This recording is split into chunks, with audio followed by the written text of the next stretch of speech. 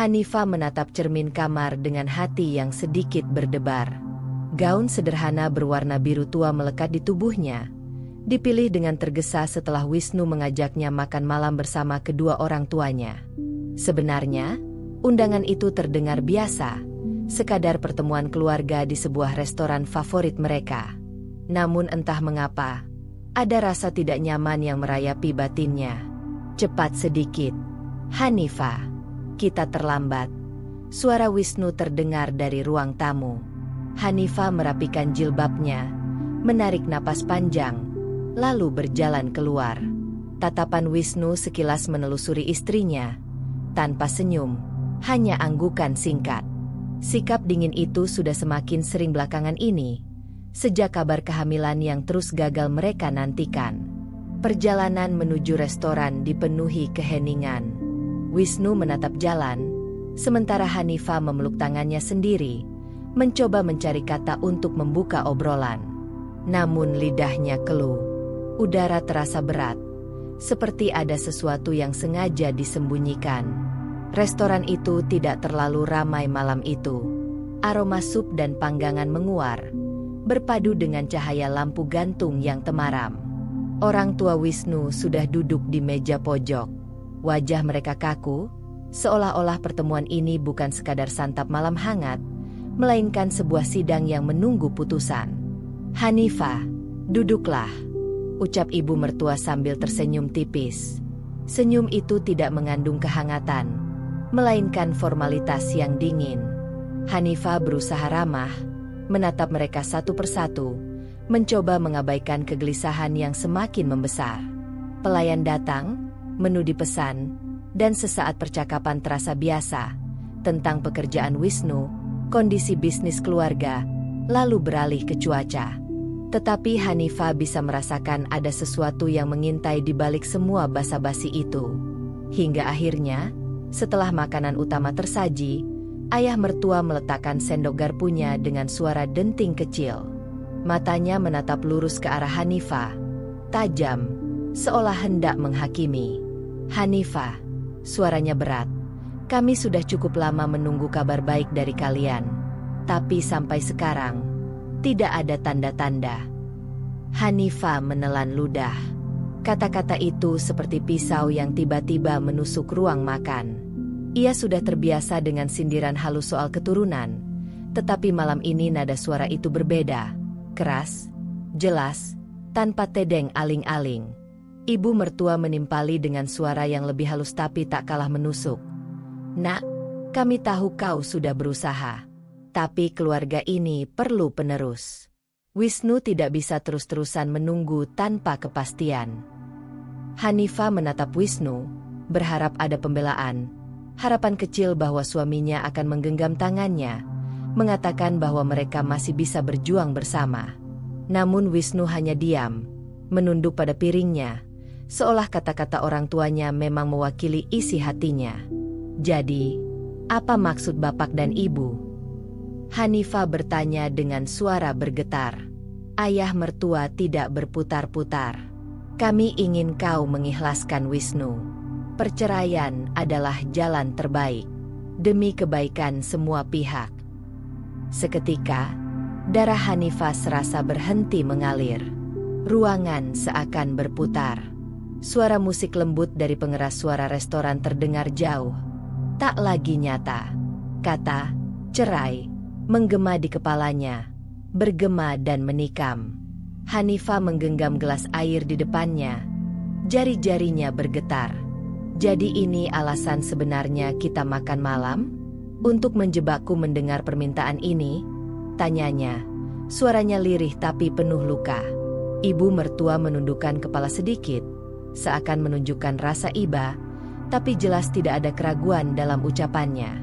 Hanifah, lebih baik kau menerima kenyataan sekarang daripada terluka lebih dalam nanti.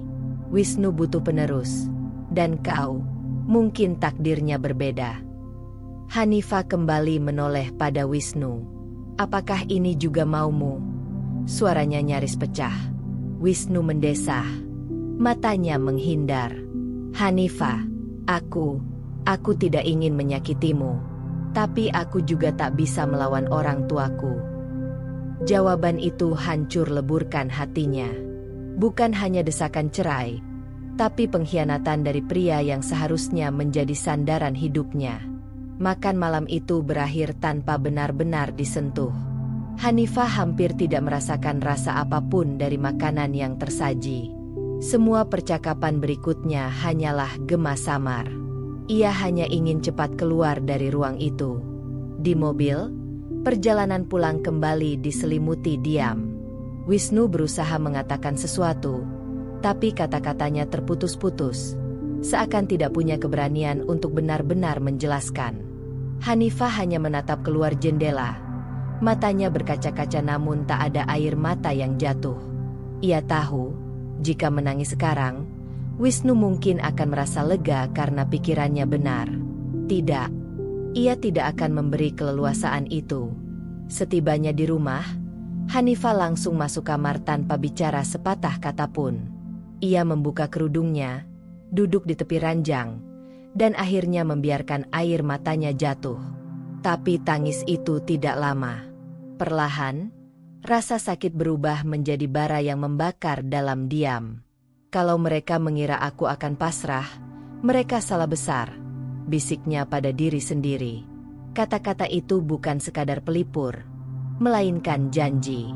Hanifah merasakan hatinya retak, tetapi dari celah itu lahir tekad yang baru. Jika Wisnu dan keluarganya ingin melepasnya, mereka harus membayar harga yang setimpal. Ia tidak lagi hanya menjadi korban yang dicampakkan. Ia akan berdiri, melawan dengan caranya sendiri. Malam itu, di balik keheningan rumah yang dingin, Hanifah menutup matanya dengan satu pikiran. Ini bukan akhir, melainkan awal dari sesuatu yang jauh lebih besar. Dengan hati yang masih perih, Hanifah bersiap menuntut kejelasan langsung dari Wisnu tentang masa depan rumah tangga mereka. Malam itu, Hanifah hampir tidak bisa tidur. Setelah makan malam yang berubah menjadi ajang pengkhianatan, pikirannya berputar tanpa henti. Kata-kata ayah mertuanya masih terngiang di telinga, dan ekspresi Wisnu yang memilih diam justru lebih menyakitkan daripada 1000 tuduhan. Di kamarnya, lampu meja masih menyala. Hanifah duduk bersandar di dinding, memeluk lutut, matanya sembab. Bukan hanya karena tangisan, tetapi karena amarah yang ditahan. Ia merasa seperti seorang tamu asing di rumahnya sendiri. Pintu kamar berderit pelan. Wisnu masuk dengan wajah lelah. Dasinya sudah dilepas, kemejanya kusut. Ia berdiri beberapa langkah dari ranjang, ragu untuk mendekat. Hanifah. Suaranya serak. Hanifah menoleh. Tatapannya tajam. Jangan panggil aku seolah-olah tidak ada yang terjadi. Wisnu, aku butuh kejelasan. Wisnu menarik kursi kecil di dekat meja rias, duduk, dan menundukkan kepala. Ada jeda panjang sebelum ia berani membuka mulut lagi. Aku tidak berniat menyakitimu. Aku hanya terjebak. Hanifah mengepal tangan.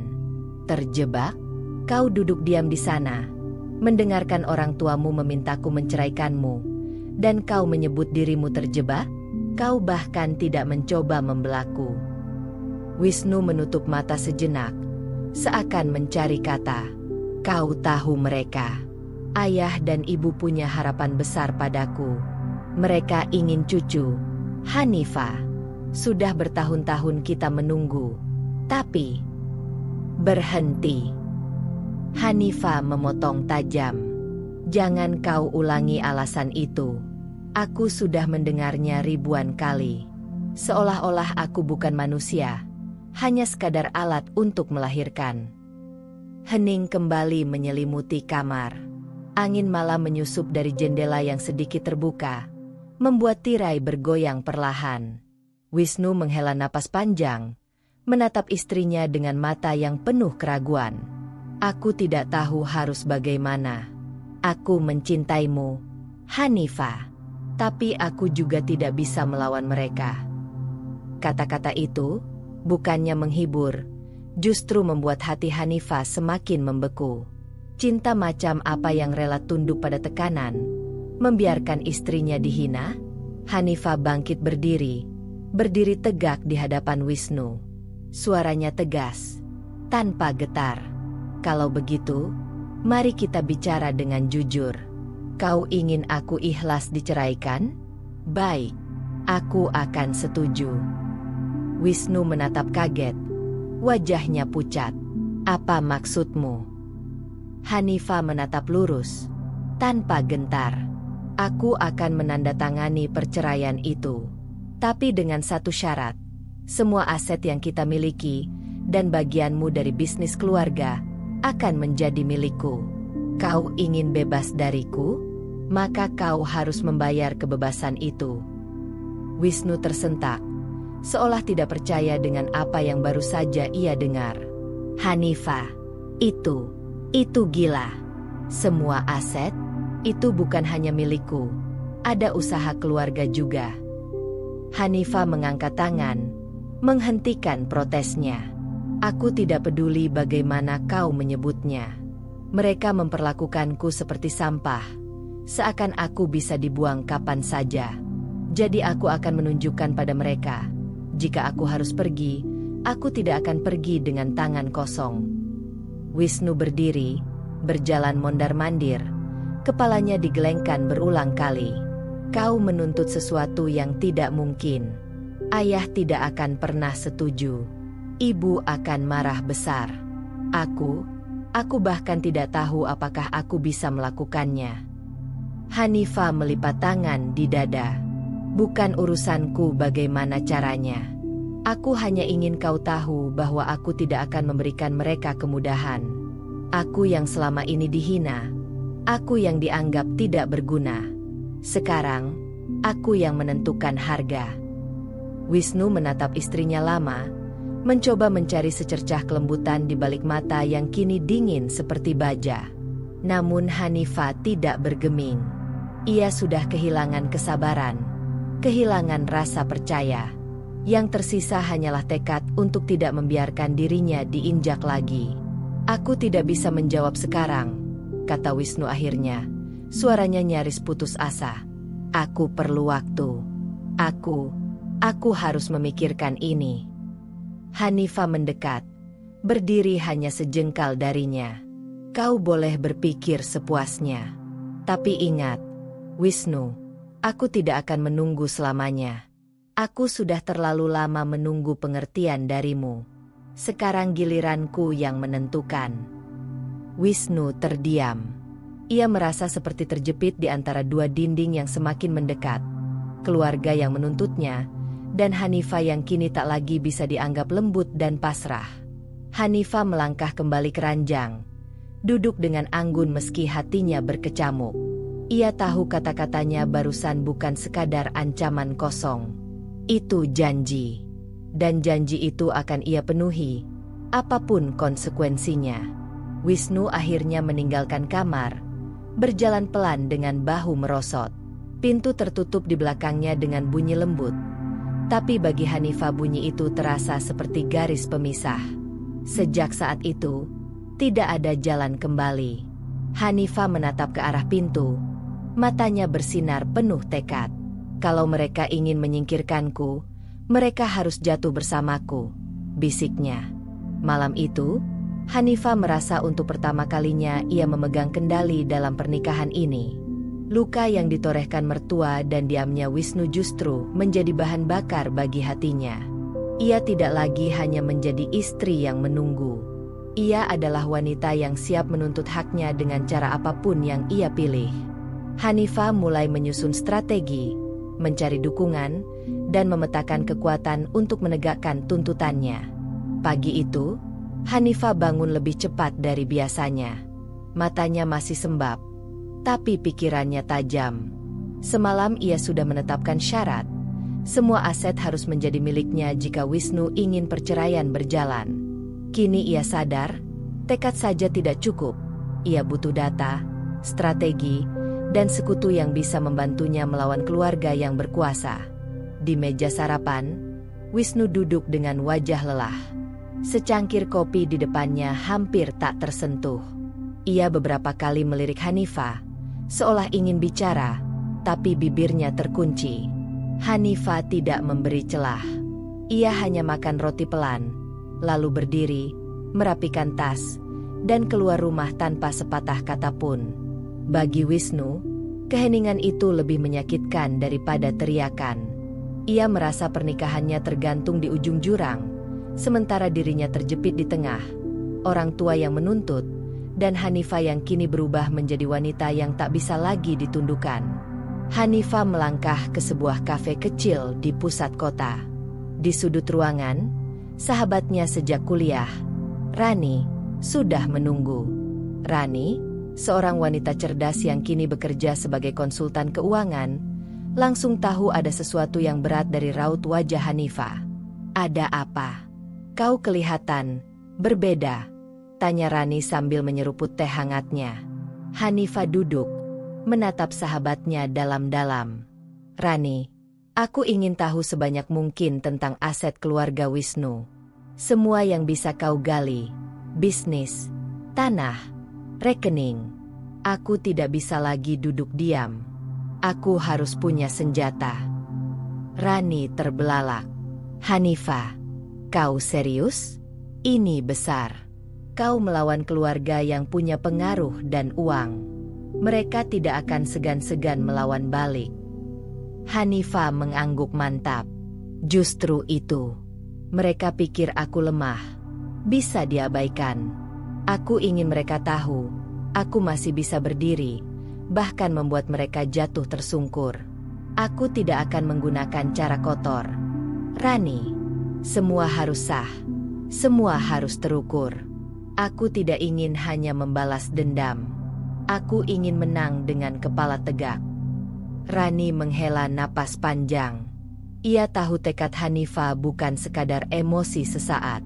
"Baiklah, aku punya kenalan pengacara yang bisa dipercaya.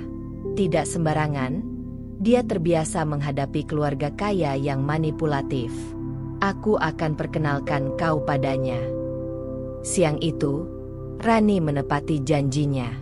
Mereka bertemu di sebuah kantor hukum sederhana, jauh dari kesan glamor. Pengacara yang diperkenalkan, seorang pria parubaya bernama Pak Arif, menyambut dengan hangat namun tegas. "Aku sudah dengar sedikit dari Rani," ujar Pak Arif, sambil membuka catatan. "Tapi aku ingin mendengar langsung darimu. Hanifah, apa tujuanmu sebenarnya?" Hanifah menegakkan duduknya. "Tujuan saya jelas, membalas penghinaan yang mereka lakukan. Tapi saya tidak ingin melakukan sesuatu yang bisa menghancurkan saya sendiri. Saya ingin semua berjalan melalui jalur hukum. Jika perceraian harus terjadi, maka seluruh aset yang sah menjadi hak saya. Itu harga yang harus mereka bayar." Pak Arif menatapnya serius. "Berani sekali kau, Nak. Tapi untuk mencapai itu, kita harus tahu lebih dulu aset apa saja yang bisa dipertaruhkan. Apakah semuanya atas nama Wisnu, atau bercampur dengan nama orang tuanya?"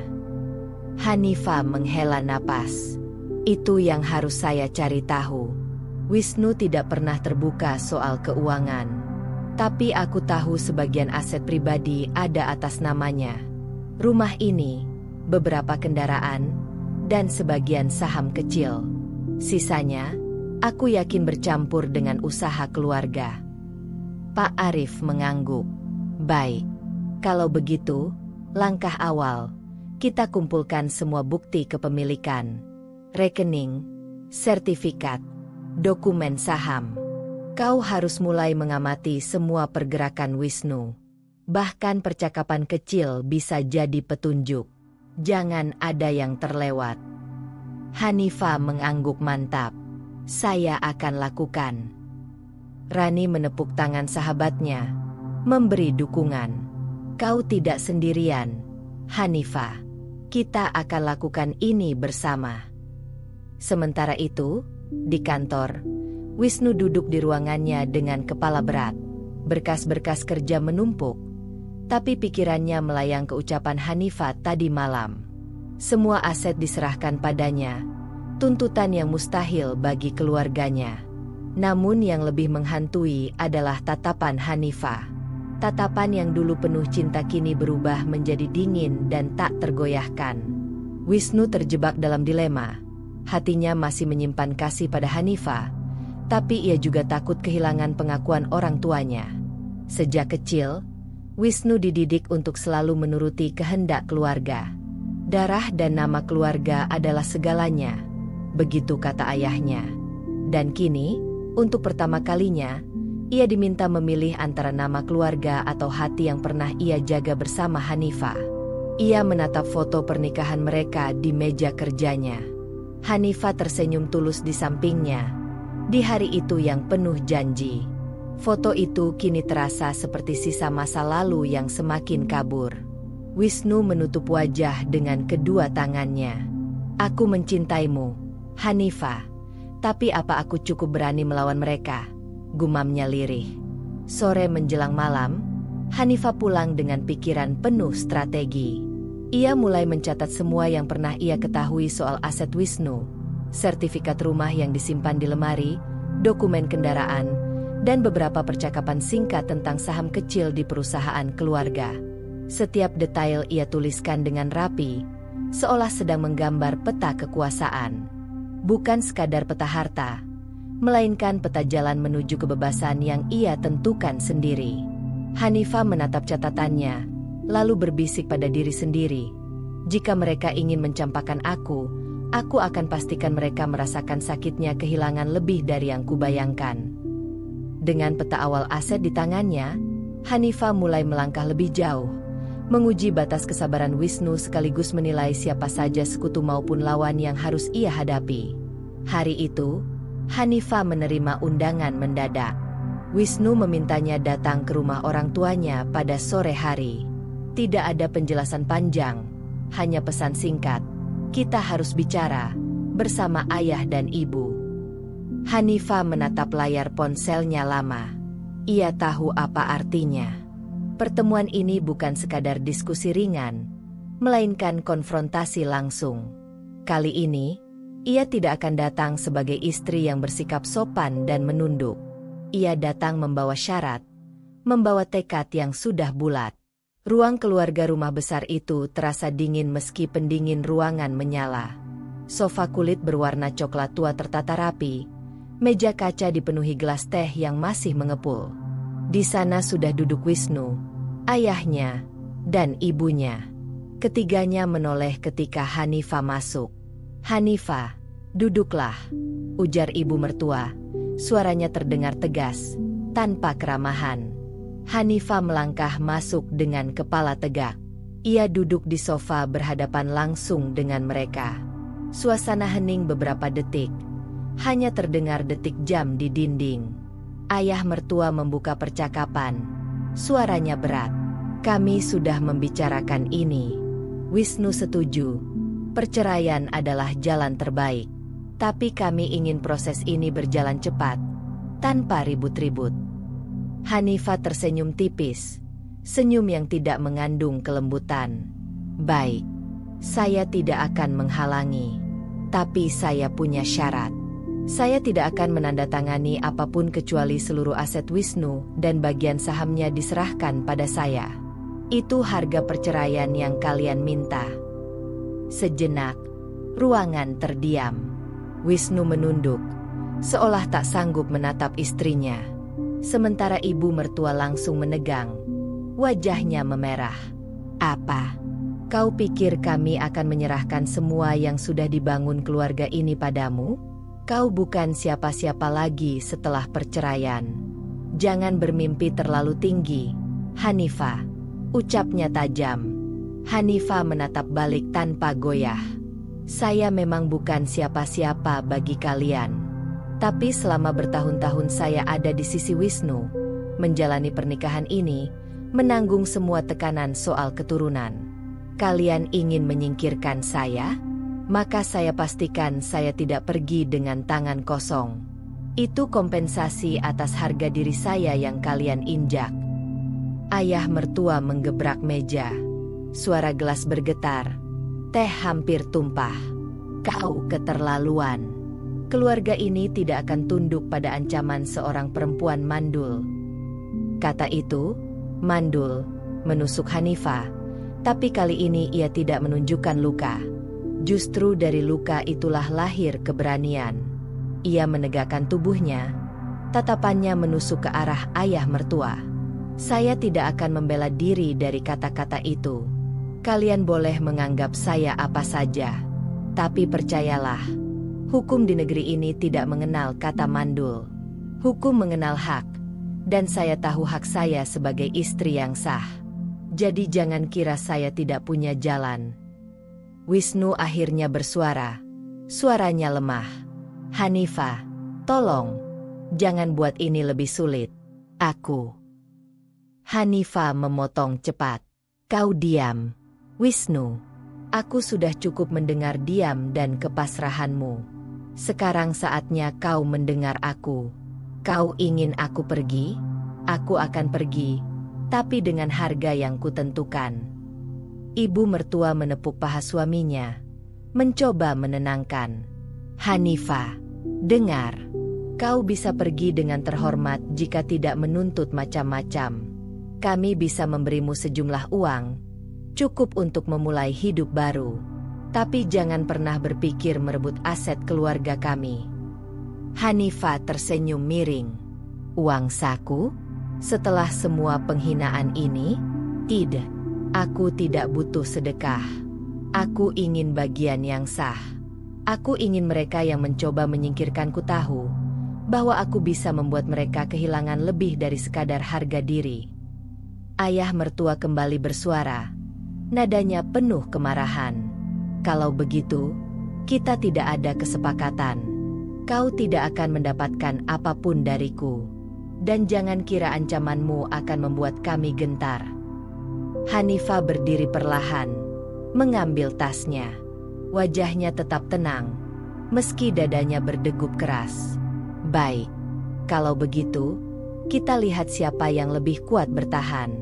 Aku tidak akan mundur. Ingat kata-kataku hari ini, aku akan pergi hanya jika aku membawa semua itu bersamaku. Ia melangkah menuju pintu tanpa menoleh lagi. Wisnu berusaha bangkit, seolah ingin menahannya, tapi kata-kata ayahnya menahan langkahnya. Biarkan dia. Kalau dia ingin perang, maka dia akan merasakan akibatnya. Hanifah berhenti sebentar di ambang pintu, lalu menoleh sekilas pada Wisnu. Tatapannya dingin, penuh kekecewaan. Aku dulu percaya padamu, Wisnu. Sekarang aku hanya percaya pada diriku sendiri. Ia keluar dari rumah itu, meninggalkan suasana tegang yang membeku di ruang keluarga. Malamnya, Hanifah duduk di kamarnya sendirian. Pertemuan itu jelas berakhir buntu. Tapi anehnya, ia merasa tidak kalah. Ia sudah menancapkan posisinya, menunjukkan bahwa ia bukan boneka yang bisa dibuang seenaknya. Di sisi lain, di ruang keluarga yang kini sepi, Wisnu duduk di sofa dengan wajah tertunduk. Ibu dan ayahnya masih penuh amarah, sementara ia hanya bisa merasakan perpecahan di kedua sisinya semakin dalam. Hanifah mulai menguatkan diri, menyiapkan langkah hukum, sementara Wisnu kian terhimpit di antara tekanan orang tua dan tuntutan istrinya. Kabar buruk selalu menyebar lebih cepat daripada kabar baik. Dalam hitungan hari setelah konfrontasi di rumah mertua, bisik-bisik mulai terdengar di lingkungan sosial keluarga besar Wisnu. Mula-mula hanya percakapan lirih di arisan ibu-ibu, lalu melebar ke grup pertemanan bisnis ayah Wisnu, hingga akhirnya menjadi obrolan yang tak terelakkan di berbagai lingkaran. Katanya Hanifah akan diceraikan karena tidak bisa memberi keturunan, bisik seorang tamu di sebuah pesta kecil. Tapi aku dengar justru Hanifah menuntut aset mereka. Bisa gawat kalau itu benar, jawab yang lain. Gosip itu berputar, bertambah bumbu dari mulut ke mulut. Beberapa menganggap Hanifah tamak, sementara sebagian lainnya justru melihatnya sebagai wanita berani yang melawan ketidakadilan. Hanifah mendengar kabar itu dari Rani. Saat mereka bertemu di kafe, Rani membuka ponselnya dan menunjukkan beberapa pesan dari grup kenalan mereka. Hanifah, Semua orang membicarakanmu. Ada yang mengutukmu, tapi ada juga yang mulai membelamu. Banyak yang bilang kau diperlakukan tidak adil oleh Wisnu dan keluarganya. Jelas Rani. Hanifah menyesap tehnya. Wajahnya tetap tenang. Biarkan mereka bicara. Aku tidak perlu menjelaskan pada semua orang. Kebenaran akan terlihat dengan sendirinya. Rani menghela napas. Aku salut. Kau bisa setenang ini. Padahal tekanan dari keluarga Wisnu pasti makin keras. Hanifah menatap keluar jendela, melihat lalu lalang orang di jalan. Rani, sejak malam itu aku sadar. Aku tidak bisa lagi hidup untuk menyenangkan mereka. Aku harus berdiri di atas kakiku sendiri. Jika gosip ini justru membuka mata orang-orang bahwa aku korban penghinaan, maka aku akan gunakan itu sebagai kekuatan. Sementara itu, di sisi lain kota, Wisnu duduk di ruang kerjanya dengan wajah kusut. Ia baru saja menerima telepon dari salah satu mitra bisnis keluarga. Nada suara di seberang jelas tidak nyaman. Wisnu, gosip tentang rumah tanggamu beredar kemana-mana. Aku tidak peduli kehidupan pribadimu, tapi ini mulai mengganggu citra perusahaan. Investor jadi bertanya-tanya. Wisnu hanya bisa mengangguk pelan, meski lawan bicaranya tidak bisa melihat. Setelah panggilan berakhir, ia menjatuhkan tubuh ke kursinya, menutup wajah dengan kedua tangan. Ia tahu gosip itu benar-benar mengancam. Bagi keluarga besarnya, nama baik adalah segalanya. Kini, perceraian yang mereka pikir akan menjadi solusi justru berubah menjadi bumerang. Orang-orang melihat mereka bukan sebagai pihak yang berwibawa, melainkan keluarga kaya yang menyingkirkan menantu hanya karena tidak bisa hamil. Di rumah orang tuanya, suasana pun memanas. Ibu mertua berkali-kali mengeluh. Ini memalukan. Orang-orang mulai memandang rendah. Mereka menganggap kita kejam. Semua gara-gara Hanifah. Ayah mertua menimpali dengan marah, dan Wisnu tidak becus mengendalikan keadaan. Harusnya ini sudah selesai diam-diam. Tapi lihatlah sekarang, semua orang bergunjing. Wisnu hanya duduk terdiam di kursi, menunduk. Kata-kata ayah dan ibunya menambah beban, seolah seluruh dunia menekan bahunya. Apa yang harus kulakukan? Pikirnya lirih dalam hati. Aku mencintai Hanifah, tapi aku juga tidak bisa menanggung kehancuran nama keluarga. Hanifah, di sisi lain, memilih langkah yang lebih tenang. Ia tidak menyangkal gosip, tetapi juga tidak membela diri dengan gegabah. Ia tetap menjalani rutinitas, menghadiri acara komunitas, dan tersenyum ketika ada orang yang mencoba menyelidik. Di sebuah acara sosial, seorang ibu mendekatinya dengan raut penuh simpati. Hanifah, aku dengar kabar yang beredar. Aku tidak tahu apa yang benar, tapi aku ingin kau tahu. Aku kagum padamu. Kau kuat. Hanifah menunduk sopan. Senyumnya tipis. Terima kasih. Saya hanya berusaha mempertahankan harga diri saya. Perkataan sederhana itu terdengar tulus, dan justru menambah simpati di hati orang-orang. Perlahan, citra Hanifah di mata publik berubah. Ia bukan sekadar istri yang tak bisa memberi keturunan, melainkan sosok yang berani menuntut keadilan. Malam harinya, Hanifah menulis catatan di buku hariannya. Aku tahu, gosip bisa membunuh. Tapi kali ini, gosip juga bisa menjadi senjata. Biarlah orang-orang berbicara. Semakin banyak yang tahu aku diperlakukan tidak adil, semakin besar tekanan pada Wisnu dan keluarganya. Ia menutup buku itu dengan senyum tipis. Ada kepuasan kecil yang tumbuh, bukan karena penderitaan orang lain, melainkan karena ia berhasil menjaga kendali atas dirinya sendiri. Sementara itu, Wisnu berdiri di balkon rumahnya, memandang langit malam. Telepon dari ayahnya baru saja berakhir dengan nada tinggi. Bereskan ini, Wisnu. Jangan biarkan Hanifah menginjak-injak nama kita. Lakukan apapun yang perlu. Wisnu menggenggam ponselnya erat. Hatinya hancur. Ia tahu Hanifah tidak salah. Ia tahu Hanifah tidak layak diperlakukan seperti itu. Tapi ia juga tidak berani menentang orang tuanya. Di tengah keheningan malam, Wisnu bergumam, "Aku terjebak, dan aku semakin kehilangan keduanya, keluargaku, dan Hanifah." Hanifah memutuskan untuk melangkah lebih jauh, mengumpulkan bukti hukum yang kuat. Sementara tekanan pada Wisnu semakin berat, membuat konflik batin dan pilihan hidupnya semakin tajam. Udara sore itu terasa lebih pengap dari biasanya. Hanifah menerima panggilan dari Wisnu yang memintanya datang kembali ke rumah orang tuanya. Nada suara Wisnu terdengar datar, seolah hanya menyampaikan pesan yang diperintahkan. Hanifah tahu apa yang menunggunya. Sebuah tawaran yang mereka anggap solusi, tapi yang bagi dirinya hanyalah penghinaan baru. Ruang tamu rumah mertua kembali menjadi arena pertemuan. Ayah dan ibu Wisnu duduk di kursi utama. Wajah mereka kaku namun berusaha tampak tenang. Wisnu duduk di sisi mereka.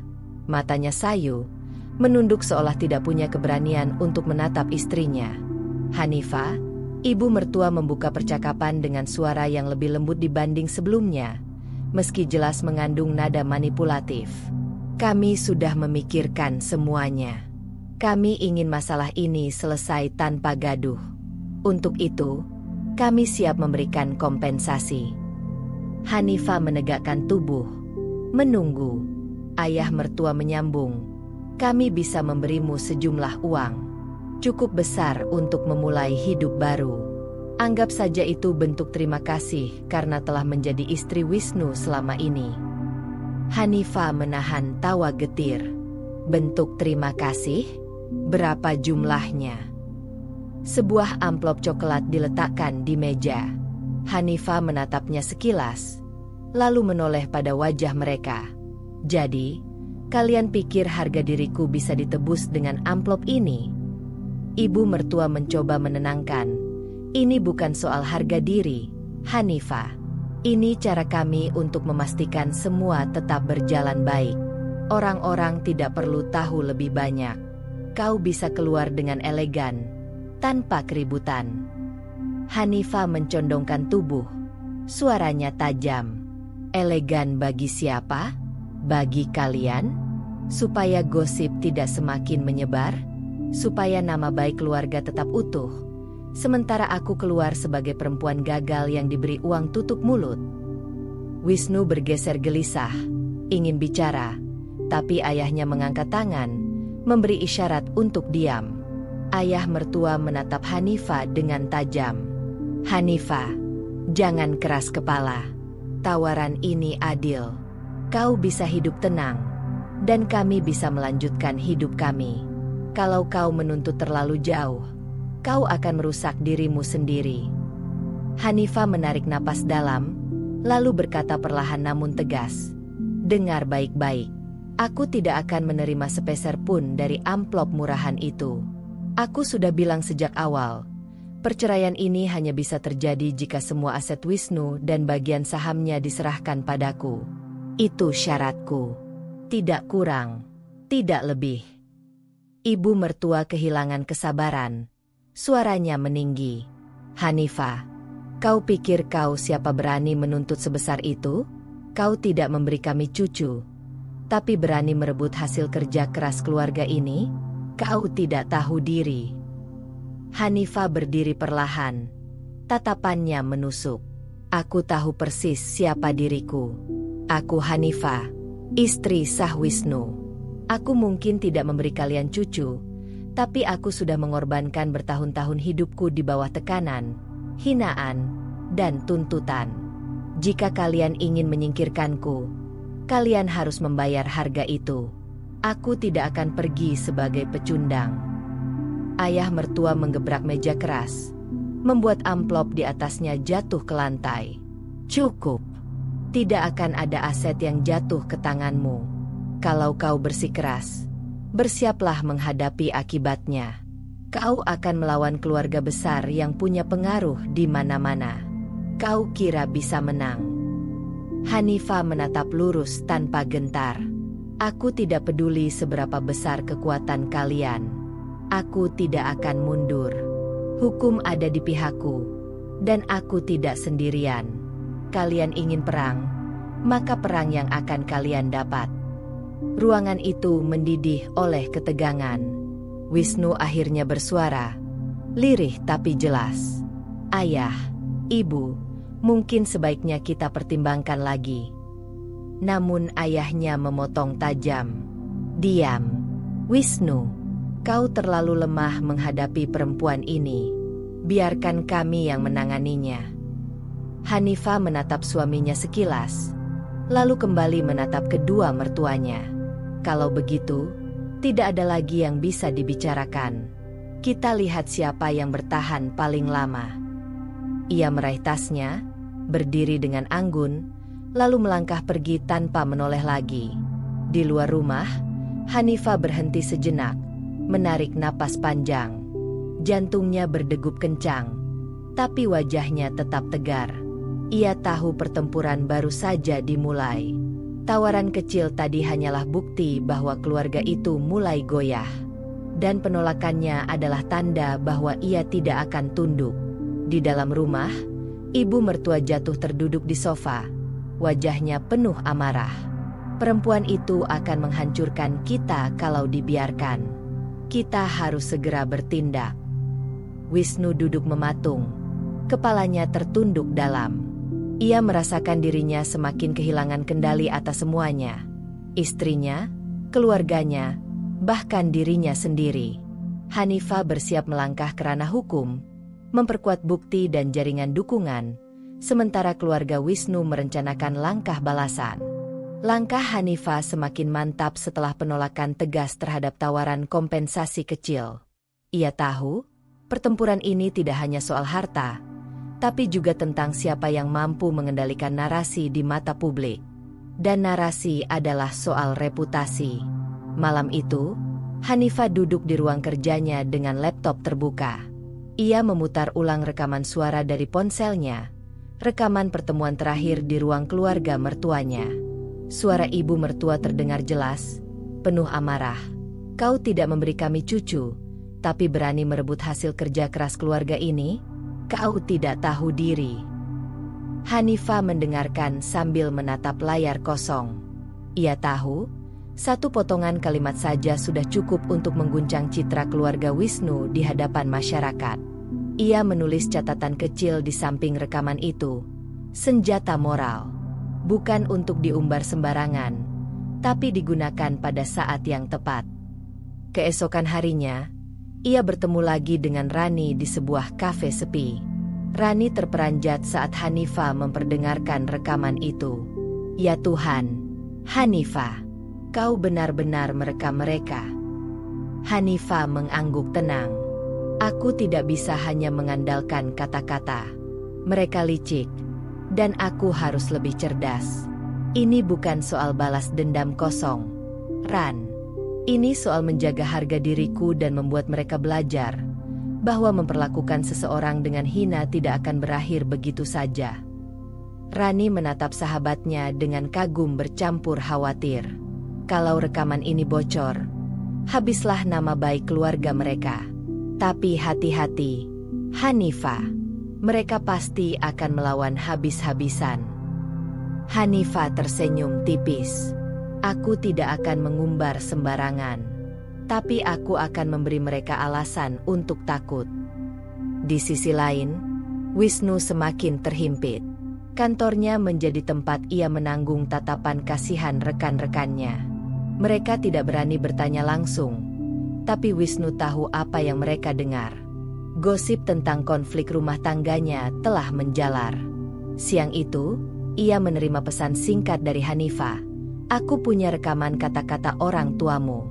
Jika mereka terus menekanku, aku tidak segan untuk membiarkan orang lain mendengarnya. Wisnu memegang ponsel dengan tangan gemetar. Napasnya memburu. Ia tahu Hanifah tidak main-main. Ia kenal betul istrinya. Sekali Hanifah memutuskan sesuatu, ia akan berdiri tegak sampai akhir. Di kepalanya, Suara orang tuanya bergema, menuntut agar ia segera menyelesaikan perceraian. Namun kini, dengan kartu reputasi di tangan Hanifah, situasinya semakin rumit. Malam itu, keluarga besar kembali berkumpul. Ibu mertua gelisah, mondar-mandir di ruang tamu. Ayah mertua duduk dengan wajah muram, sementara Wisnu hanya diam di sofa, seakan kehabisan tenaga. Apa maksud Hanifah mengirim pesan seperti itu? Dia mengancam kita? Seru ibu mertua dengan nada panik. Wisnu menelan ludah. Dia merekam ucapan kalian. Kalau rekaman itu sampai keluar, nama kita bisa hancur. Bukan hanya di lingkungan sosial, tapi juga di bisnis. Ayah mertua menatap tajam. Rekaman? Dia sengaja menjebak kita? Perempuan itu berbahaya. Kita harus menghentikannya sebelum dia benar-benar menghancurkan kita. Ibu mertua memegangi keningnya.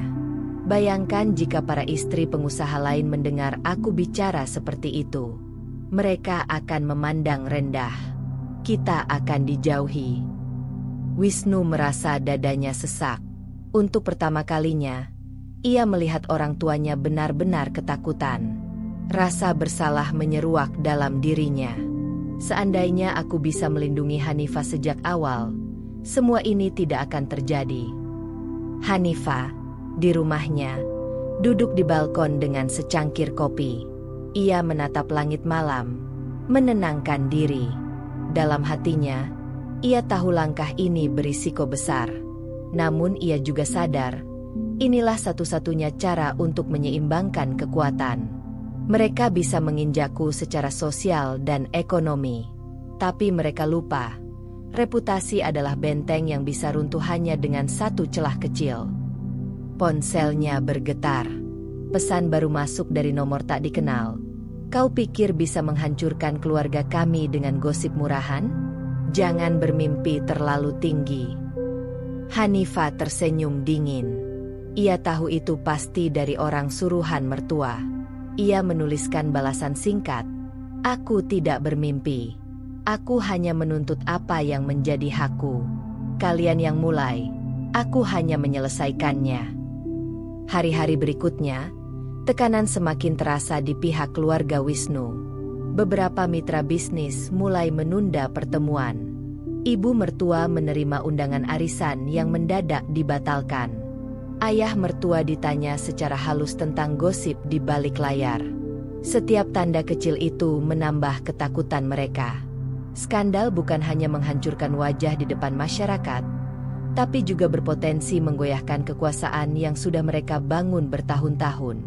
Wisnu berada di tengah badai itu, merasa terjepit dari dua arah. Cinta lamanya pada Hanifah yang belum sepenuhnya pudar, dan kesetiaan buta pada keluarganya yang menuntut pengorbanan. Hanifah menutup laptopnya suatu malam setelah mengecek kembali rekaman dan bukti-bukti lain yang ia simpan rapi. Ia berbisik pada dirinya sendiri. Aku tidak perlu bicara banyak. Biarlah rasa takut mereka yang bekerja untukku. Aku punya kartu reputasi. Aku hanya perlu memainkan waktu. Keluarga Wisnu mulai merencanakan serangan balik yang lebih kasar, sementara Hanifah menyiapkan langkah hukum untuk menguatkan posisinya. Hari itu, sebuah ruang rapat di kantor firma hukum ternama dipenuhi ketegangan. Dinding kaca berlapis gorden tipis, meja panjang berwarna coklat gelap, serta kursi kulit hitam menciptakan suasana dingin yang penuh formalitas. Hanifah duduk di satu sisi meja dengan tenang, mengenakan blus putih sederhana namun berwibawa. Di sampingnya, seorang pengacara perempuan parubaya bernama Ratna, dengan wajah profesional tanpa senyum. Di sisi lain meja, Wisnu duduk diapit ayah dan ibunya. Wajah Wisnu pucat, sementara ayahnya memandang Hanifah dengan tatapan penuh tantangan. Ibu mertuanya duduk kaku, bibirnya terkatup rapat, sesekali melirik dengan sinis. Ratna membuka pertemuan dengan suara tegas. Hari ini kita berkumpul untuk membicarakan penyelesaian rumah tangga Hanifah dan Wisnu secara resmi. Klien saya, Hanifah, menginginkan perceraian yang adil, dengan pembagian aset yang proporsional sesuai hukum yang berlaku. Hanifah mengangguk, lalu menambahkan dengan suara mantap, "Saya sudah terlalu lama menanggung beban psikologis dan penghinaan. Jika perceraian ini memang harus terjadi, maka saya menuntut bagian aset yang sah menjadi milik saya. Tidak ada kompromi di bawah itu." Ayah mertua mencondongkan tubuh ke depan. Suaranya bergetar menahan amarah. "Hanifah, kau sudah jelas-jelas tidak memberi kami keturunan. Dan sekarang kau ingin membawa pergi harta keluarga ini? Kau ingin mempermalukan kami di depan hukum." Ratna segera menanggapi, "Pak, sesuai undang-undang, setiap pasangan berhak atas pembagian harta bersama. Ini bukan soal mempermalukan, tapi soal hak. Klien saya hanya meminta apa yang memang seharusnya ia dapatkan." Ibu mertua menyela dengan suara dingin. "Tidak ada yang adil di sini. Hanifah tidak pernah berperan sebagai istri yang seharusnya. Ia hanya membawa masalah. Kami bahkan sudah bermurah hati menawarkan kompensasi, tapi ia menolak." Hanifah menatap lurus. Suaranya tetap tenang meski hatinya berdebar. "Kompensasi murahan yang kalian sebut kemurahan hati? Itu penghinaan. Aku menolak karena aku tidak bisa membiarkan kalian keluar dari ini tanpa tanggung jawab. Aku punya hak, dan aku akan menuntut hak itu sampai akhir." Wisnu menggenggam tangannya di pangkuan, mencoba mencari kata-kata. "Hanifah, mungkin kita bisa mencari jalan tengah. Tidak semua aset, mungkin sebagian besar. Aku..." Hanifah memotong pelan tapi tegas. "Wisnu, aku sudah jelas sejak awal. Jika kamu ingin perceraian berjalan, serahkan seluruh bagianmu. Aku tidak akan mengalah." Wajah Wisnu menegang, matanya beralih ke ayahnya, yang kini mengepalkan tangan di atas meja. "Ini tidak bisa dibiarkan. Perempuan ini sudah kelewatan. Kalau kau menuntut terus, Hanifah, kami akan menyeretmu ke pengadilan dengan semua pengaruh yang kami punya." Ratna tersenyum tipis, penuh percaya diri. "Silakan, Pak. Kami juga siap ke pengadilan. Namun ingat, semua bukti bisa diungkap, termasuk rekaman dan saksi yang memperlihatkan perlakuan keluarga Anda terhadap klien saya. Saya yakin publik akan menilai sendiri siapa yang sebenarnya bertindak tidak adil." Sekilas, Hanifah melihat wajah ibu mertua berubah tegang. Bayangan skandal yang meluas jelas menghantui mereka. Pertemuan semakin panas. Suara meninggi, argumen bersahutan. Hanifah tetap duduk tegak, membiarkan Ratna mengambil alih bagian teknis hukum, sementara dirinya hanya menegaskan garis besar, harga diri dan hak yang tidak bisa ditawar. Wisnu terhimpit di tengah. Setiap kali ia mencoba berbicara, ia ditekan oleh ayahnya untuk diam. Lalu tatapan Hanifah membuatnya merasa semakin kecil. Ia sadar, ia tidak mampu memihak dengan jelas.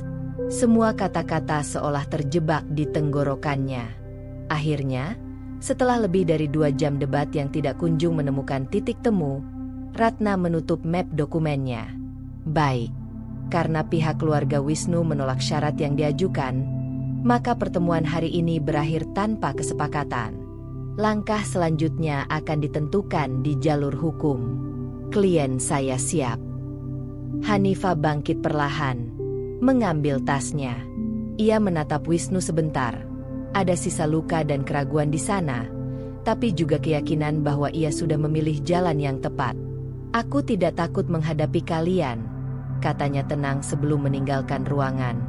Ayah mertua memukul meja dengan marah, sementara ibu mertua hanya menunduk, wajahnya pucat.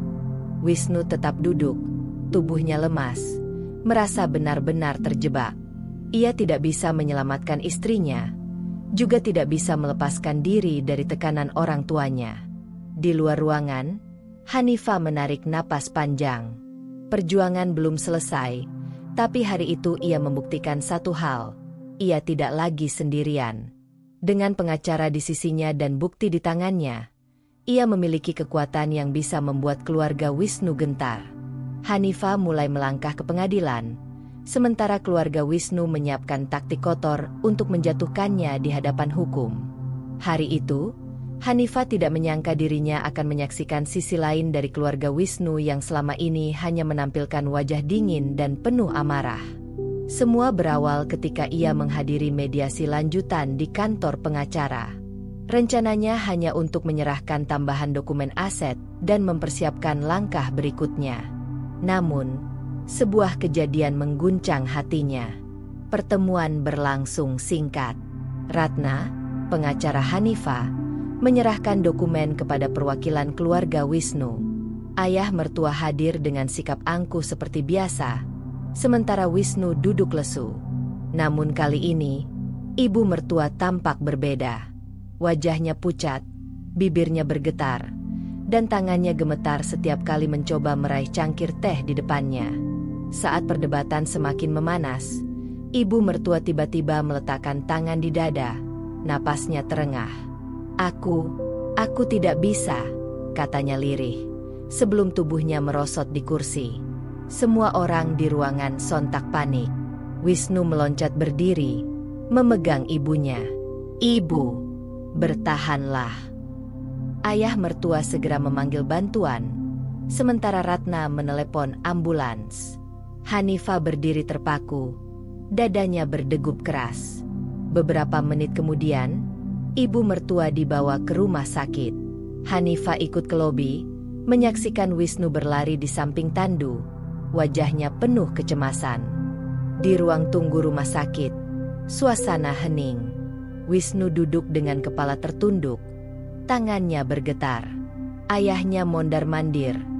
Wajah kerasnya kini tergantikan oleh kecemasan nyata. Hanifah duduk di kursi seberang, bingung harus bagaimana. Ratna menyentuh bahunya pelan. Kau tidak harus ikut, Hanifah. Kita bisa pulang. Namun Hanifah menggeleng.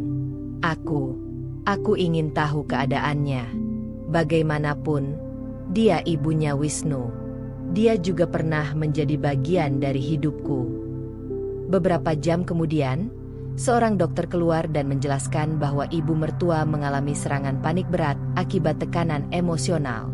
Kondisinya stabil, tapi ia harus beristirahat dan mengurangi stres. Kata-kata dokter itu menancap dalam di hati Hanifah. Serangan panik akibat tekanan emosional. Apakah semua ini terlalu jauh? Malamnya, Hanifah duduk sendirian di kamar apartemennya. Lampu redup, hanya cahaya layar ponsel yang menyinari wajahnya. Ia membuka kembali catatan-catatan strateginya, rekaman ucapan mertua, dan rencana untuk menekan mereka di pengadilan. Namun bayangan wajah pucat ibu mertua terus muncul di kepalanya. Kata-kata dingin yang dulu menyakitkan kini bercampur dengan rasa iba yang tidak bisa ia abaikan. Apakah aku tega terus menekan mereka sampai jatuh? Apakah aku akan menjadi sama kejamnya jika membiarkan kesehatan mereka hancur hanya demi kemenangan? Pikirnya. Ia menutup laptop, lalu bersandar di kursi. Air mata kecil menggenang, bukan karena kelemahan, tapi karena dilema yang menghimpit. Keesokan harinya, Rani datang berkunjung. Hanifah menceritakan kejadian itu dengan suara pelan. Rani mendengarkan dengan serius, lalu berkata, Hanifah, jangan salahkan dirimu. Mereka yang memulai, mereka yang membuatmu sampai di titik ini. Hanifah menghela napas. Aku tahu, Ran. Tapi melihat Ibu Wisnu begitu rapuh, aku merasa bersalah. Seolah aku juga punya andil dalam penderitaannya. Rani menatapnya dalam. Ini soal pilihan. Kau bisa terus menekan mereka sampai habis, atau kau bisa mengubah strategi, bukan demi mereka, tapi demi hatimu sendiri. Jangan biarkan dendam mengubahmu jadi seseorang yang tidak kau kenali. Kata-kata itu menusuk Hanifah. Ia terdiam lama, lalu mengangguk kecil. Beberapa hari kemudian, Hanifah kembali menemui Ratna. Mereka duduk berhadapan di kantor pengacara. Bu Ratna, ujar Hanifah perlahan, aku ingin mempertimbangkan strategi lain. Aku masih ingin Haku, Tapi aku tidak ingin melanjutkan cara yang bisa membuat kesehatan orang tua Wisnu semakin terpuruk. Ratna menaikkan alisnya. Jelas terkejut. Hanifah, kau sadar konsekuensinya? Jika kau melembut, mereka mungkin akan melihat itu sebagai kelemahan. Mereka bisa balik menyerang. Hanifah mengangguk. Aku sadar. Tapi aku juga tidak ingin menukar harga diriku dengan rasa bersalah yang akan menghantuiku seumur hidup. Aku ingin mencari jalan yang lebih etis, meski tetap adil. Ratna menghela napas, lalu tersenyum tipis. Kau berbeda dari banyak klienku. Mereka biasanya hanya ingin menang, apapun caranya. Tapi kau ingin menang tanpa kehilangan kemanusiaanmu. Hanifah menunduk, merasa lega mendengar kalimat itu. Untuk pertama kalinya sejak semua dimulai, ia merasa ada ruang bagi nuraninya untuk berbicara. Di rumah sakit, Wisnu menemani ibunya yang masih beristirahat. Ia termenung, mengingat wajah Hanifah di ruang tunggu beberapa hari lalu. Ada sesuatu yang lembut di sana, meski Hanifah sedang berhadapan dengan keluarganya. Hanifah masih punya hati, gumamnya lirih. Dan aku justru kehilangan keberanian untuk memilih. Malam itu, Hanifah menulis di buku hariannya, aku ingin tetap berdiri tegak, tapi tidak dengan mengorbankan sisi terbaik dari diriku. Pertarungan ini bukan hanya soal harta, tapi juga soal siapa aku ketika semua ini berakhir. Ia menutup bukunya, menatap keluar jendela dengan hati yang sedikit lebih tenang. Ia tahu, jalan ke depan masih penuh duri, tapi kini ia memiliki alasan baru untuk melangkah. Bukan hanya untuk membalas, tapi untuk tetap setia pada dirinya sendiri. Hanifah memutuskan mengajukan pendekatan baru di pengadilan, sementara keluarga Wisnu mulai mencium perubahan itu dan berusaha memanfaatkannya. Ruang sidang pengadilan agama hari itu terasa sesak oleh aroma kertas dan suara berbisik para pengunjung. Di meja depan, hakim mengetuk palu kecil, membuka sidang dengan formalitas yang dingin. Hanifah duduk di kursi penggugat bersama Ratna, pengacaranya, sementara Wisnu duduk di seberang, wajahnya pucat, ditemani ayah dan ibunya. Setelah berbulan-bulan tarik ulur, tekanan publik, dan negosiasi yang selalu buntu, akhirnya kedua belah pihak dipaksa mencari titik tengah. Tidak ada lagi yang mampu menahan beban konflik panjang ini. Hakim menatap keduanya dengan sorot serius. Saudara Hanifah dan saudara Wisnu, apakah benar kedua belah pihak telah menyepakati pembagian aset sebagaimana tertulis dalam dokumen ini? Ratna berdiri, membacakan kesepakatan dengan suara lantang. Sebagian besar aset yang dimiliki bersama, termasuk rumah kedua dan beberapa rekening investasi, akan diberikan kepada Hanifah sebagai bentuk kompensasi. Namun aset utama berupa perusahaan keluarga tetap berada di bawah pengelolaan keluarga Wisnu. Hanifah menatap lurus ke depan. Wajahnya datar. Kesepakatan ini jauh dari tuntutan awalnya. Ia menginginkan seluruh aset Wisnu, bukan sebagian. Namun setelah melihat kondisi ibu mertuanya dan mempertimbangkan beban emosional yang sudah terlalu lama ia pikul, ia memutuskan menerima kompromi ini. Di seberang, Wisnu menunduk. Baginya, ini bukan kemenangan. Meski perusahaan tetap aman di tangan keluarganya, ia tahu sebagian besar kekayaannya telah berpindah ke Hanifah. Dan yang lebih menyakitkan, ia kehilangan Hanifah sepenuhnya, bukan hanya sebagai istri, tapi sebagai sosok yang dulu pernah ia cintai dengan tulus. Setelah palu diketukkan, suasana ruang sidang hening. Hanifah berdiri, merapikan berkasnya. Ratna menyentuh lengannya pelan. Kau sudah bebas, Hanifah. Secara hukum, kau tidak lagi terikat. Kau juga aman secara finansial. Hanifah mengangguk, namun di dalam hatinya ada ruang kosong yang menganga. Uang dan aset yang kini menjadi miliknya tidak bisa menggantikan luka batin yang ia alami. Semua pengkhianatan, kata-kata hinaan, dan malam-malam penuh air mata tidak hilang begitu saja. Ia keluar dari ruang sidang dengan langkah mantap, namun ekspresinya sulit dibaca. Di balik keanggunannya, ada kesepian yang mulai merayap. Wisnu keluar belakangan. Ayahnya menepuk bahunya keras, mencoba memberi semangat. Setidaknya perusahaan tetap milik kita. Itu yang terpenting. Namun Wisnu tidak bisa merasa lega. Ia berjalan menyusul Hanifah ke lorong, lalu memanggil lirih. "Hanifah." Hanifah berhenti, menoleh dengan wajah datar. "Apalagi, Wisnu?" Wisnu menelan ludah. Suaranya serak. Aku hanya ingin kau tahu. Aku tidak pernah benar-benar ingin semua ini. Aku lemah. Aku tidak bisa melawan orang tuaku. Dan sekarang, aku kehilangan segalanya. Kamu dan diriku sendiri. Hanifah menatapnya lama. Matanya berkilat dengan campuran emosi. "Kau benar, Wisnu. Kau lemah. Dan kelemahanmu menghancurkan kita berdua." Ia kemudian berbalik, melangkah pergi tanpa menoleh lagi. Wisnu berdiri di lorong kosong itu, pundaknya merosot. Ia merasa kalah total. Kekayaan keluarga masih ada, tapi kebahagiaan dan harga dirinya telah runtuh. Malam harinya, Hanifah duduk sendirian di apartemen barunya. Tumpukan dokumen aset ada di meja, bukti kebebasan finansial yang selama ini ia perjuangkan. Namun yang ia rasakan hanya keheningan. Ia menulis di buku hariannya, "Aku bebas, tapi kosong. Aku punya harta, tapi kehilangan rasa. Aku menang di atas kertas, tapi hatiku masih berdarah." Air matanya jatuh pelan, membasahi halaman. Ia sadar, kebebasan tidak selalu berarti kebahagiaan. Di rumah keluarga Wisnu, suasana juga tidak lebih baik. Ibu mertua berbaring lemah di kamar, sementara ayah mertua menatap kosong ke arah televisi yang tak benar-benar ia dengarkan. Wisnu duduk di ruang kerja, memandangi foto pernikahannya dengan Hanifah.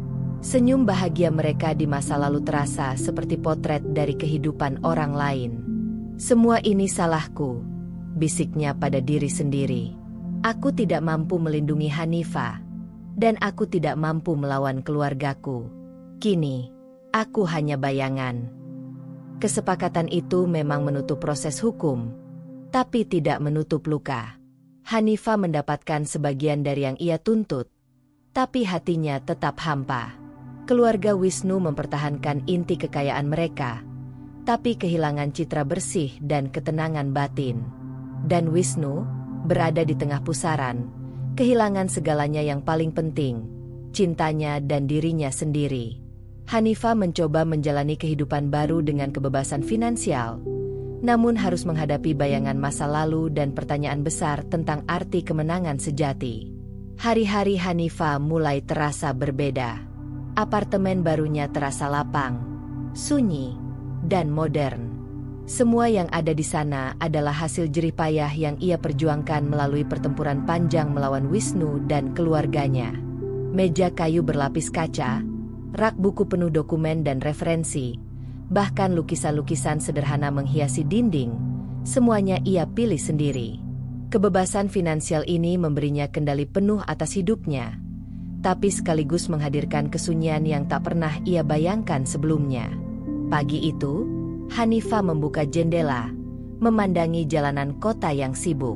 Ia tersenyum tipis, menghirup udara pagi dengan penuh kesadaran akan kebebasannya. Ia tidak lagi terikat oleh tekanan mertua atau harapan Wisnu. Ia bebas menentukan langkah sendiri. Namun, di balik senyum itu, ada ruang hampa yang sulit ia isi. Respons masyarakat datang bertubi-tubi. Teman-teman lama, tetangga, bahkan rekan bisnis mulai menyoroti perubahan hidup Hanifah. Beberapa memberikan dukungan hangat. "Hanifah, aku kagum padamu. Kau berani berdiri tegak untuk dirimu sendiri," kata seorang teman saat bertemu di sebuah kafe. "Semua ini membuktikan kau pantas dihormati. Jangan dengarkan kata-kata miring," tambah yang lain. Namun, tidak sedikit pula yang menghakimi. Di media sosial, Gosip lama tentang perceraian dan tuntutan aset masih tersebar, memunculkan komentar miring, perempuan itu terlalu tamak. Atau, lihat, sekarang ia punya semuanya tapi tetap kesepian. Hanifah menatap layar ponsel dengan wajah datar. Ia sudah terbiasa. Biarkan mereka bicara. Mereka tidak tahu cerita lengkapnya. Dan aku tidak butuh persetujuan siapapun untuk hidupku. Gumamnya pelan. Di sisi lain, Wisnu mencoba membangun hidup baru. Ia mulai menghadiri seminar bisnis, menata ulang perusahaan keluarga, dan perlahan mengisi hari-harinya dengan rutinitas yang memberi jarak dari masa lalu. Namun, hatinya tetap terasa berat. Setiap kali ia melewati kantor Hanifah atau mendengar nama Hanifah disebut, rasa kehilangan menghantamnya. Ia sadar bahwa ia kalah bukan hanya dalam pertempuran aset, tetapi juga dalam mempertahankan cintanya. Suatu malam, Wisnu duduk di ruang kerja, memandangi dokumen perusahaan. Ia membuka lembaran foto lama, gambar pernikahannya dengan Hanifah. Senyum mereka tampak bahagia, tanpa beban. Wisnu menutup mata, merasakan kehangatan yang kini tinggal kenangan. Aku gagal menjaga dirimu, gagal melawan keluargaku, dan gagal menjaga hatiku sendiri, bisiknya lirih. Hanifah pun mulai menata hidup mandiri. Ia menyewa seorang asisten rumah tangga, memulai investasi kecil, bahkan menghadiri kelas memasak dan yoga untuk menjaga kesehatannya. Semua itu dilakukan dengan tenang, tanpa tekanan dari pihak manapun. Namun, saat malam datang dan apartemen sunyi, kesadaran akan kehampaan emosionalnya selalu muncul.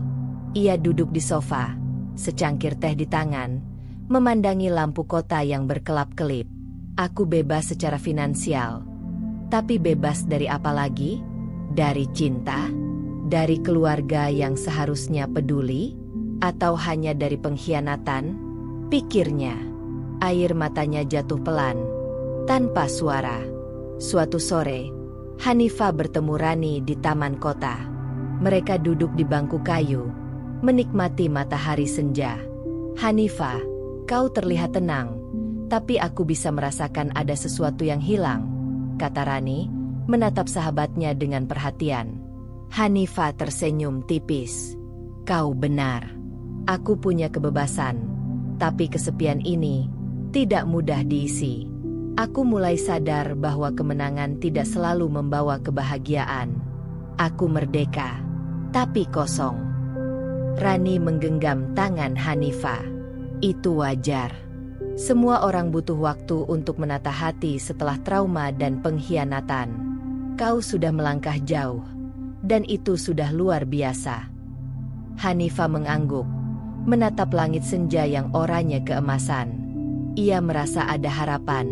Meski samar, harapan bahwa seiring waktu, ia bisa menemukan kepenuhan emosional yang selama ini hilang. Hari-hari berlalu, Hanifah mulai belajar menerima hidupnya. Ia tidak lagi menatap masa lalu dengan dendam, melainkan sebagai pelajaran berharga.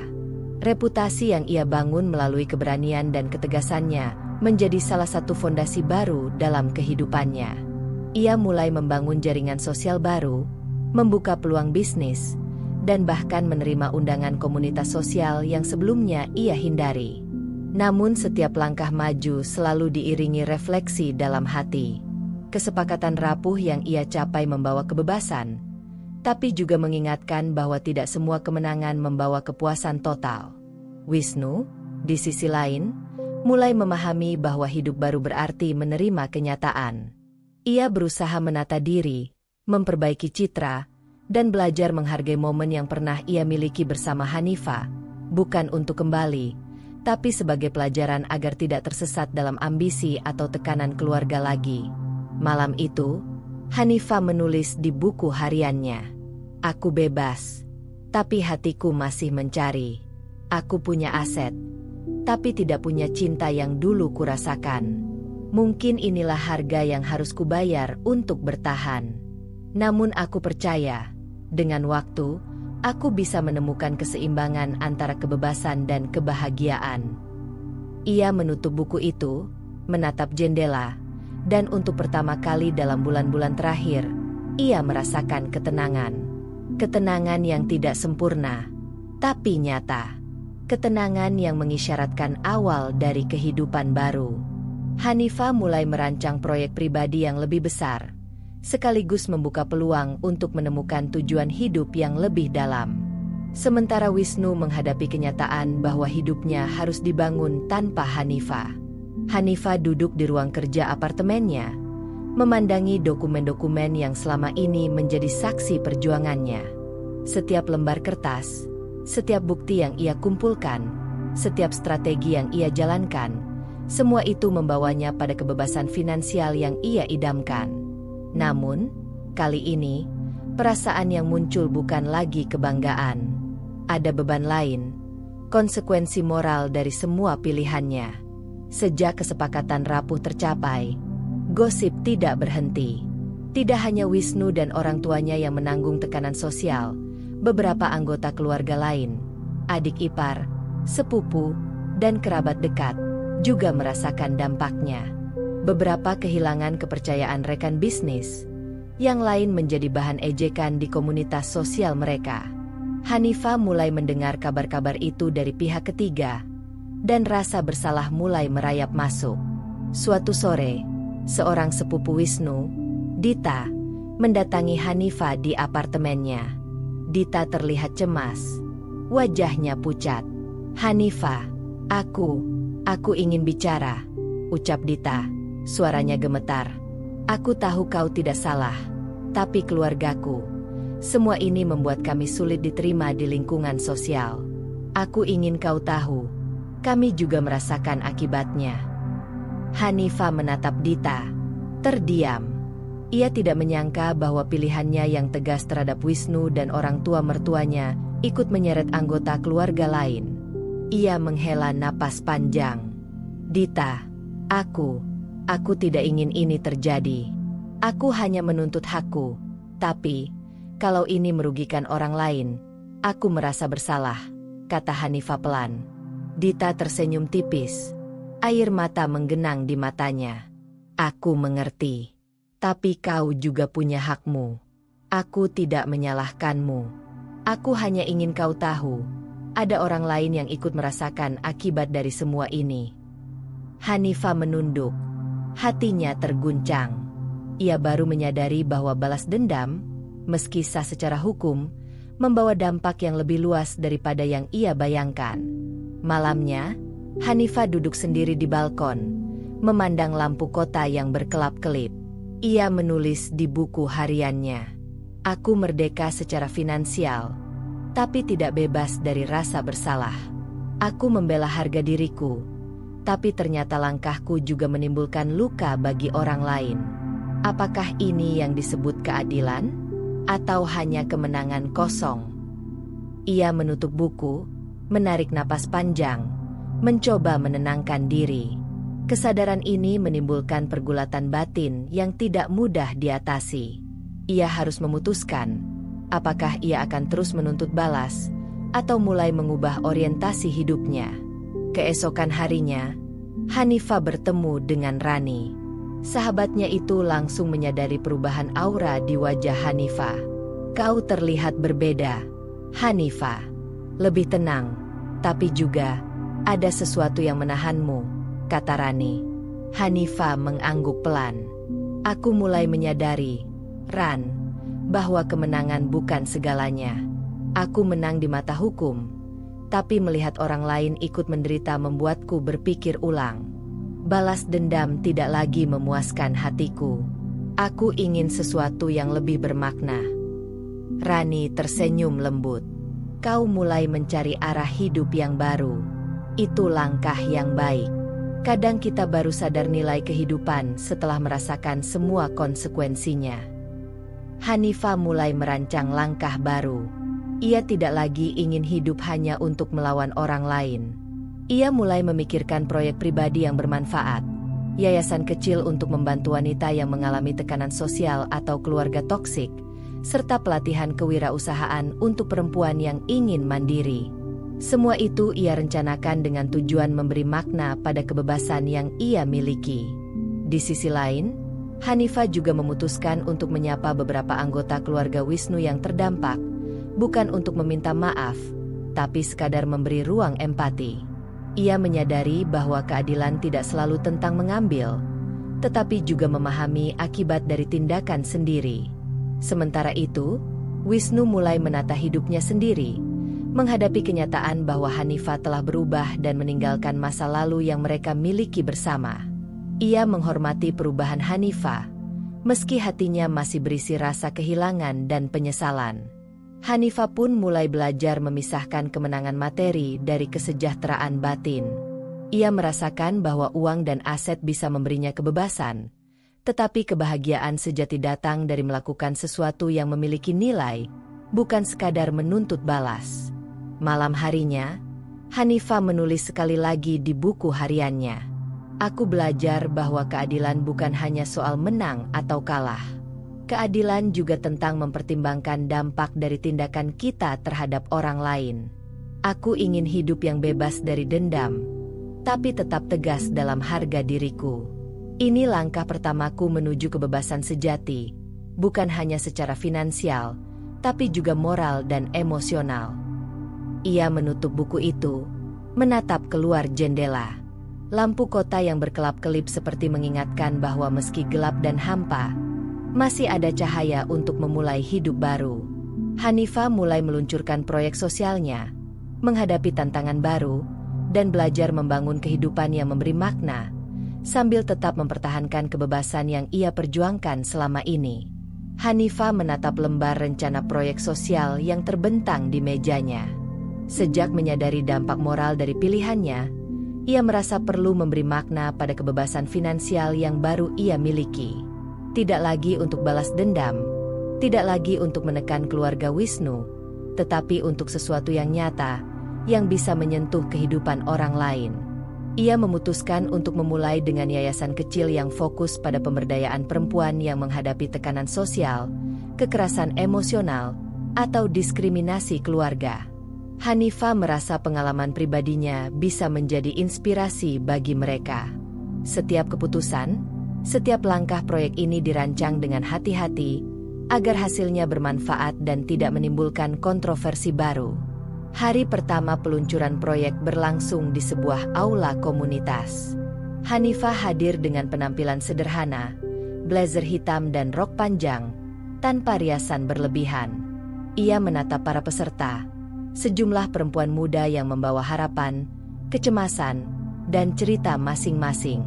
"Selamat datang," kata Hanifah dengan suara mantap, meski sedikit bergetar karena grogi. "Aku di sini bukan untuk menggurui, tapi untuk berbagi pengalaman. Hidup kadang memberi kita tantangan yang tidak adil. Tapi aku percaya, setiap perempuan berhak menemukan kekuatannya sendiri, dan aku ingin membantu kalian menemukan itu."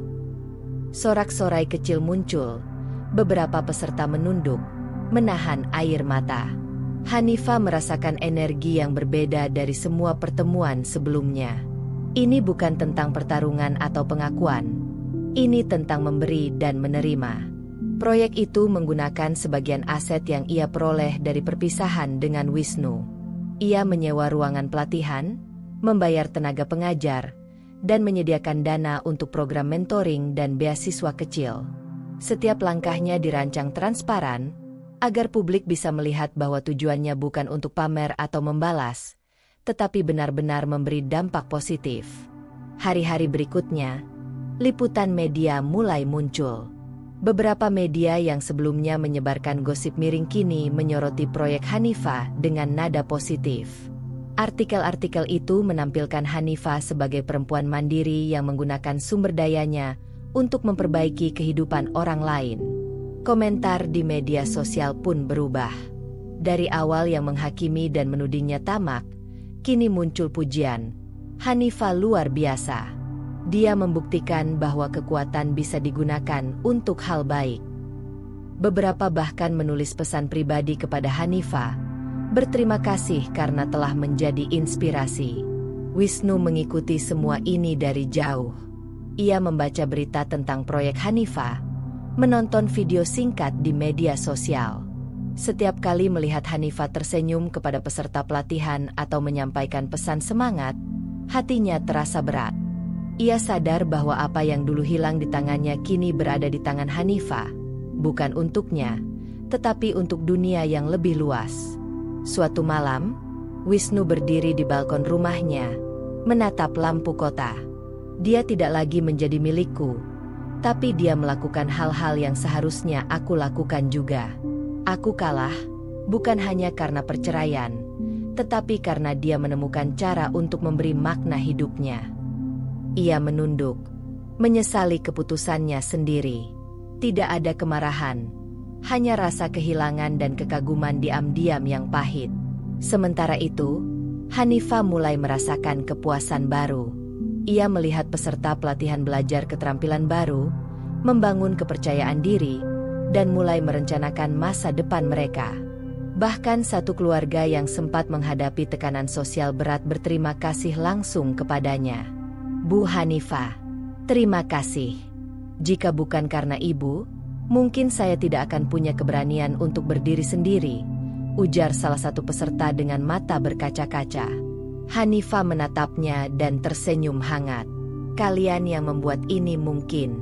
Aku hanya menunjukkan jalan. Keberanian ada pada kalian sendiri.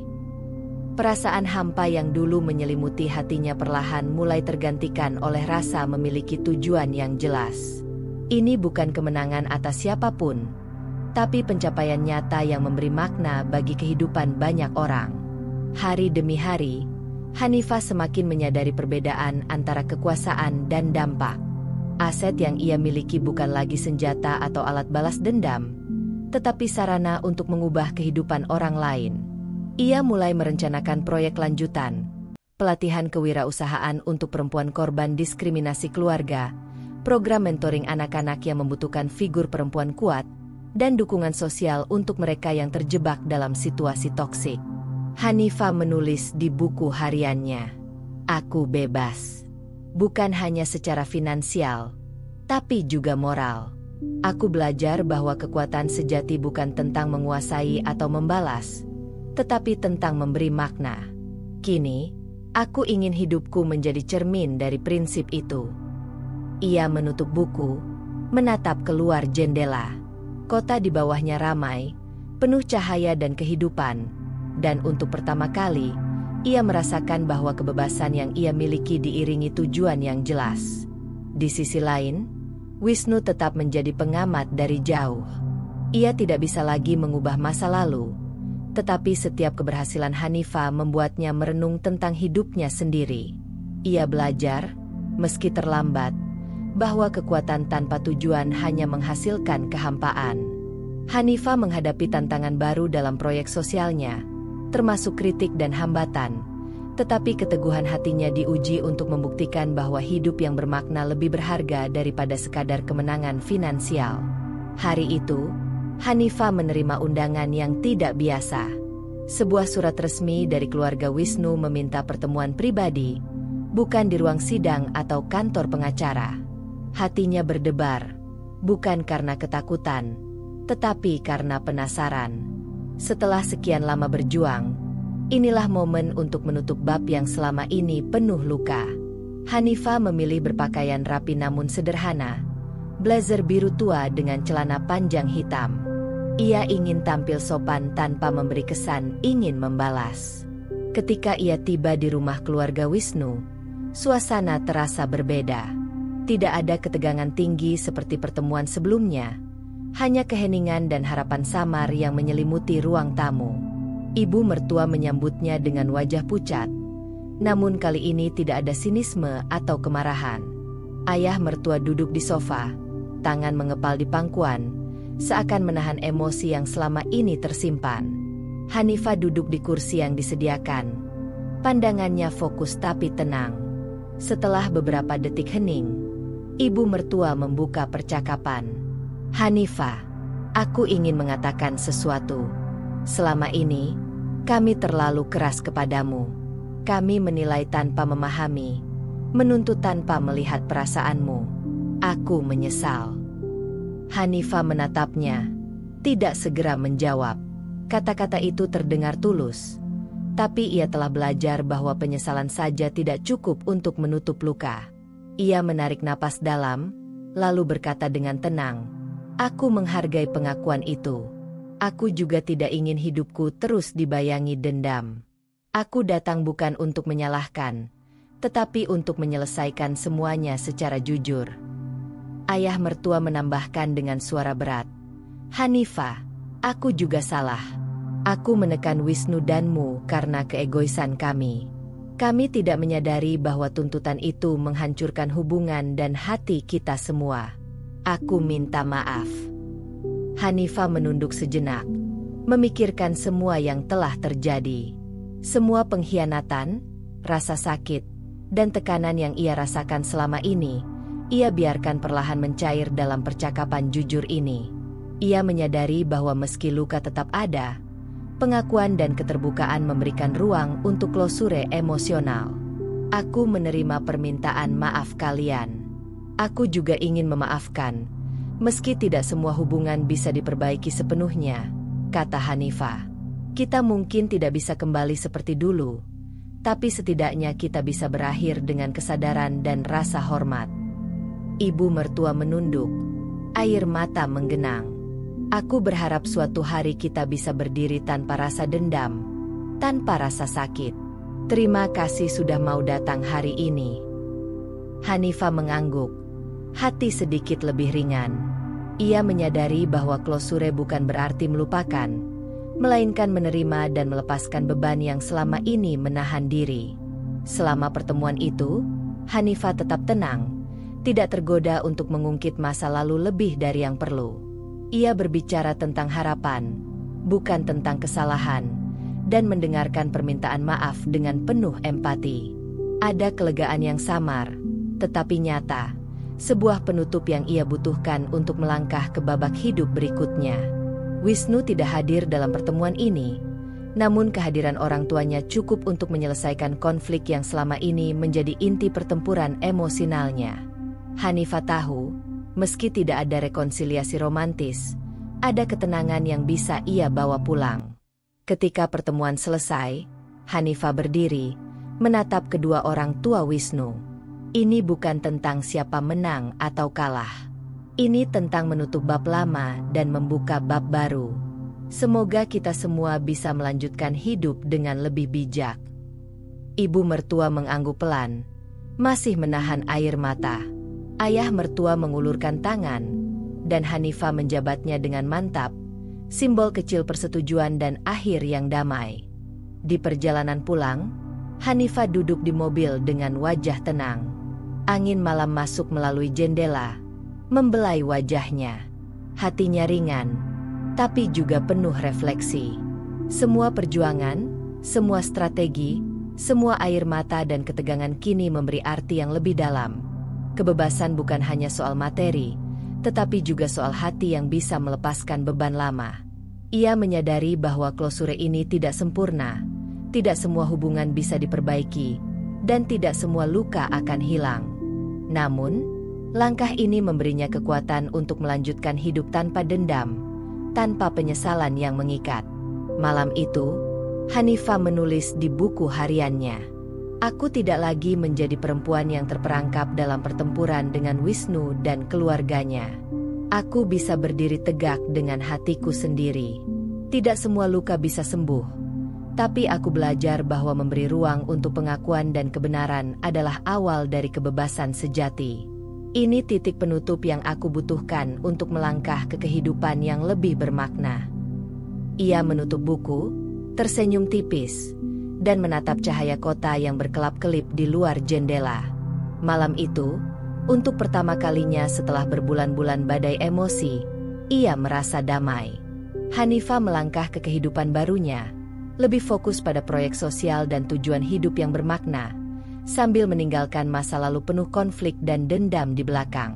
Beberapa tahun telah berlalu sejak perpisahan resmi Hanifah dengan Wisnu dan penutupan konflik panjang yang mengikutinya. Apartemen Hanifah kini terasa hangat dan hidup, dipenuhi tanaman hijau yang ia rawat sendiri, rak buku yang dipenuhi referensi dan jurnal proyek sosialnya, serta perabot sederhana namun nyaman. Setiap sudut ruang mencerminkan kepribadiannya, mandiri, tenang, dan penuh perhatian pada hal-hal yang ia pilih sendiri. Setiap pagi, Hanifah membuka jendela dan menatap kota yang sibuk di bawahnya. Ia menghirup udara segar dengan perasaan damai. Tidak ada lagi ketegangan dari keluarga Wisnu. Tidak ada tekanan dari pihak yang menuntut atau komentar miring. Semua itu telah menjadi bagian dari masa lalu, dan Hanifah belajar untuk menerima serta melepaskannya. Proyek sosialnya berkembang pesat. Yayasan kecil yang ia dirikan kini menjadi rujukan bagi perempuan muda yang ingin mandiri dan menghadapi tekanan sosial atau keluarga toksik. Hanifah menyadari bahwa perjuangannya bukan hanya untuk diri sendiri, tapi untuk memberi dampak nyata bagi kehidupan banyak orang. Ia sering melihat peserta programnya tersenyum saat berhasil menyelesaikan pelatihan atau memulai usaha kecil mereka sendiri. Setiap senyum itu memberi Hanifah energi yang berbeda. Energi yang bukan berasal dari kemenangan finansial, tapi dari kepuasan moral dan pencapaian hidup bermakna. Di sisi lain, Wisnu menjalani hidupnya sendiri. Ia fokus pada perusahaan keluarga, memperbaiki citra bisnis, dan membangun hubungan yang lebih sehat dengan orang-orang di sekitarnya. Ia jarang muncul dalam kehidupan publik Hanifah, tetapi ia tetap menghormati pencapaian mantan istrinya. Terkadang, ketika membaca laporan media atau mendengar kabar proyek Hanifah, ia tersenyum kecil, campuran antara kagum dan penyesalan. Wisnu telah belajar bahwa hidup harus dijalani dengan integritas, meski kesempatan untuk mengulang masa lalu telah hilang. Hanifah duduk di balkon apartemennya, menulis di buku hariannya seperti rutinitas yang tak pernah ia tinggalkan. Kata-kata yang keluar sekarang berbeda, tidak lagi dipenuhi emosi dendam, tapi refleksi yang tenang. Perjalanan panjang ini mengajarkanku banyak hal. Aku belajar bahwa kekuatan tanpa arah hanya membawa kehampaan. Aku belajar bahwa balas dendam mungkin memberi kemenangan sementara, tapi kebebasan sejati datang dari menguasai hati sendiri, bukan hati orang lain. Aku belajar bahwa harga diri dan martabat tidak bisa diukur dengan uang atau aset, tapi dengan keberanian untuk tetap setia pada prinsip dan moral kita sendiri.